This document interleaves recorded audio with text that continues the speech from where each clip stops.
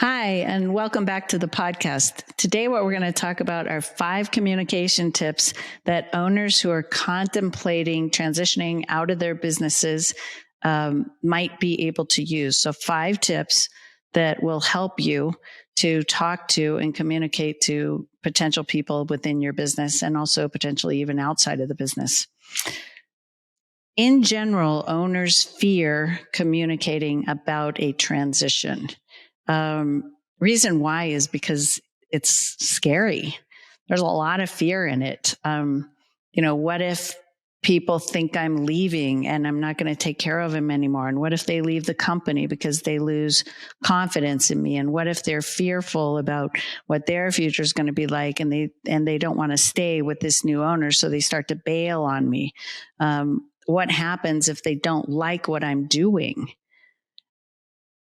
Lots of fear in that conversation because there's a lot of loss, right? What you've worked so hard to build and keep together, one conversation could start the whole thing crumbling. Might be slowly crumbling, but it starts the whole thing because people start to question what's going to happen, right? Status quo is not going to be status quo anymore. There's change coming. We also have some fear behind, I think, communicating, just because business owners are used to hearing the stories of not communicating because of merger acquisition type things. So when businesses go to sell to a third party, not an internal successor, so not like another partner or set of partners, not a set of employees or one employee, not to family members, but they go to sell to a third party that they don't know and they go out to market. Those deals are typically done with non-disclosure agreements, so NDAs.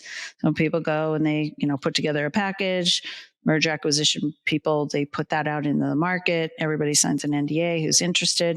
And then there's a lot of information that gets passed because it's a third party. So that NDA happens. That's a bigger transition typically. More change happens within the company when you go out to a third party.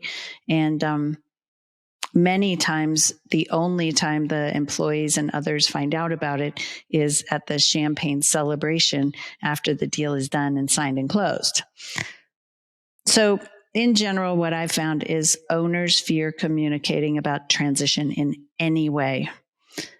If you're doing an internal transaction or an internal transition, and that's your true desire to be able to do that, I think that is very dangerous for you not to communicate. And so getting over your own fear and figuring out how you're going to do that is part of the journey of understanding how you're going to get this internal transaction done ultimately. Again, whether it's 2 years, 5 years, 10 years, that's your goal. So my 5 tips for communicating with people and getting the ball rolling. Since you have a long runway, right? It's a journey. So you've got this long succession transition runway. It's hard to keep it a secret for very long. You need to actually engage people and bring them in to help you. So my 5 tips. First one is know your direction. You don't have to have all of the answers to everything figured out. And in fact, you won't have all of the answers figured out. There's no possible way that you're going to be able to do that. We can't predict the future. And the other thing that we can't predict is the people and what they're going to do in our future. We don't know exactly what our successors are going to be doing. So you have to know your direction. I'll give you a story. It was a client up in Canada that I worked with. Wonderful firm, had 2 people who owned it and 2 other people who had come in as minority owner successors. And they were all on track. They knew that they wanted to transition it to an insider group. So they had 2 people they'd selected. They'd already brought them in for ownership and they had agreed. So they'd been invited. And what happened is one of the successors fell in love. And his wife-to-be wanted to live in Vancouver instead of this small town in British Columbia. And guess what? He moved. He left. So You are not going to know all the answers, and it's not going to be quite perfect with your vision, but you have to know your direction. You have to know in general what you want. So that would be the first thing that I would give you as a tip, is know kind of what you're looking for. Second one is positioning. When you go in to talk to somebody about your transition, and if it's a potential successor, let's take that example, you need to go in with mindfulness. What do you want to get out of this conversation? Who are you talking to? What kinds of things might they perceive or be fearful of? And how are you going to navigate that and help them to understand not to be afraid? So one, you're not afraid. A little bit maybe. Two, though, what you're doing is going in with an intent, positioning it the way that you need to, and then thinking about how are you going to help them to understand and not become fearful, because that goes back to the first thing, that we're always fearful about talking about our transitions and what others might think about it or do. So second one, positioning. Third one, I actually do love fly fishing, and so I love doing that. But I also love conversational fishing. So I call it let's go fishing. Communication with intent, of course, because you're the guide, but let's imagine that we're in the conversation. So we figured out our direction, what we want in our overall transition. So we have a concept, may not be set in stone, but we have a concept of what we'd love to achieve.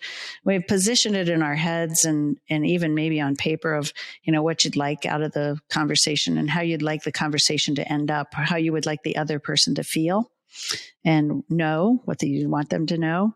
Now what we're going to do is have this fishing conversation, and the goal of it is to understand their desires or their perception of it, or gain some knowledge. Because if you're even thinking about inviting them in, some owners will say, oh, well, I'm going to get it all figured out and I'm going to understand exactly what it is that we're going to do. And then what I'm going to do is go tell them how they're going to become an owner. I'm going to tell them exactly how it's going to work. And assumption there is they want to be an owner. You think everybody would want to be an owner, of course, but it's a pretty big ask to be an owner and to live that life, especially when you're taking care of so many people and have so much influence on a community.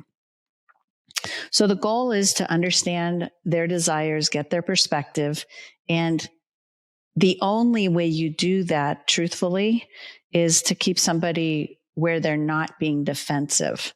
So if I'm not able to have this fishing conversation and attract them to me because they're curious, they're interested, they want to know more, they feel special, that they were important enough, or, made a big enough impact on me as the owner to include them. This is a very important conversation to start, even though it might only be a few minutes long. Could be 15 or 20 minutes. We don't know.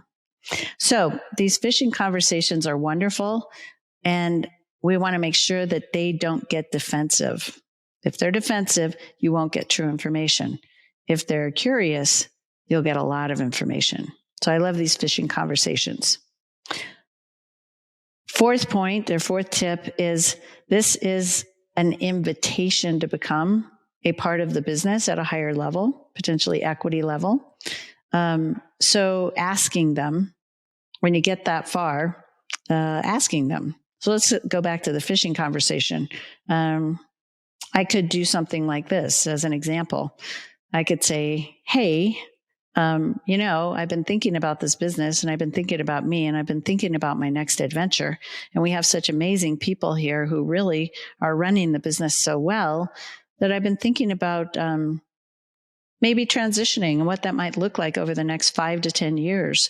I don't have any ideas, really, not foundational, but I've been starting to think about what would happen if I could actually transition this to maybe some employees or somebody that I know who I know would take this business and nurture it and keep it thriving going forward and, keep the town healthy and keep doing some of the things that we love doing as a community, as a business. Have you ever thought about what it would be like to be an owner? Have you ever thought about being an owner? Has that ever been an aspiration of yours? I'm just checking it out because you've been just amazing in this business and you mean a lot to me.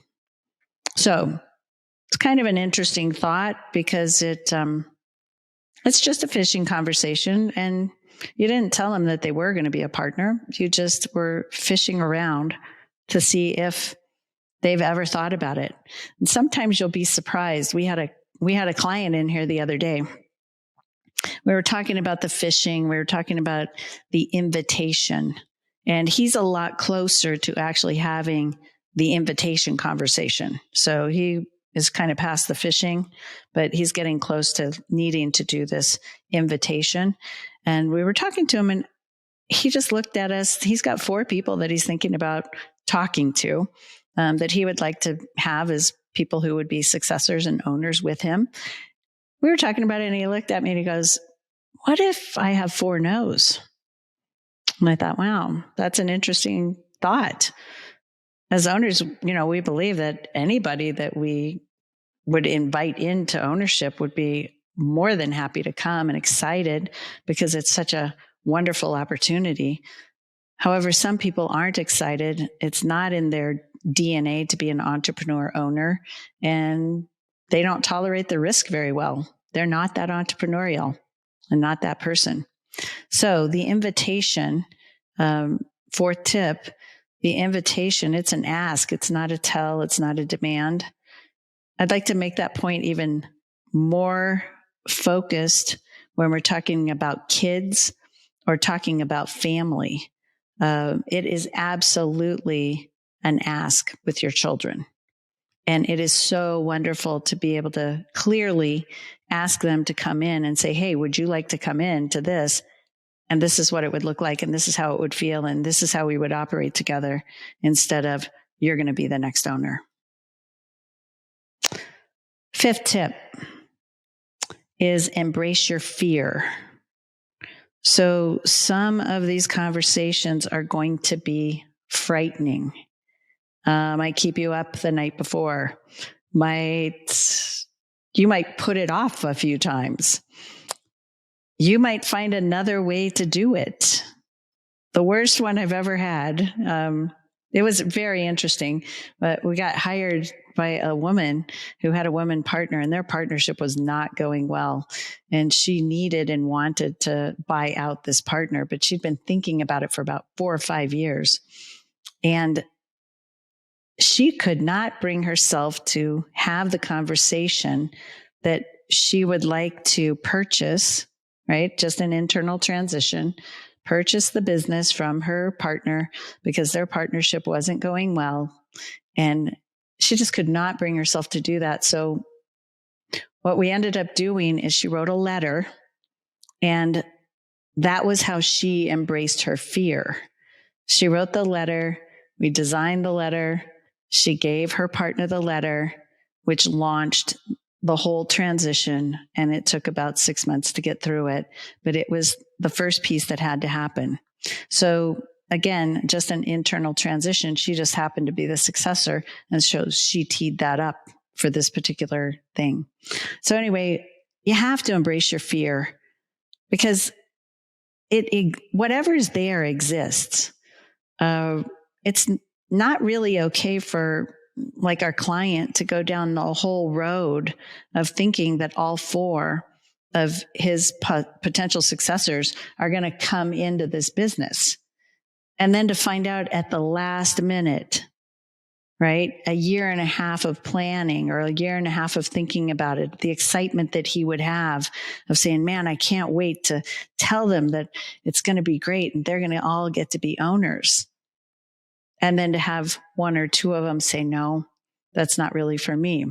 He could have spent that last year and a half designing it and bringing in people who would then create the rest of his plan. Because sometimes the it's like it's like puzzle pieces, and other people, you don't control them and they don't control you, but you have to interact and you want to meet their desires, because otherwise they're not going to do well in the succession, and your business won't do well either. Your people won't do well going forward. So embrace your fear.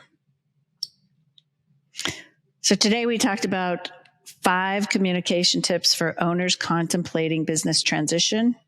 Know your direction, position, position, position. Go fishing and have fun doing it. This is an invitation, so make it an ask and embrace your fear. My thought for you to end this is I'd like for you to reflect a little bit on how well you know your direction and what's keeping you from knowing that direction. Who do you need to go start to talk to that might help you to understand this whole succession part? So how it might work and what they might want. Again, not making any promises, but starting the conversation, because your employees and your partners know that as you get into your 50s and your 60s, and I'm about ready to have my 60th birthday, so that's going to be a lot of fun this fall. But as you get into that time, they start to wonder what's going to happen to this business, how it's going to work going forward. Are they safe? Should they be looking for another position? And all those other things. They're thinking all of that.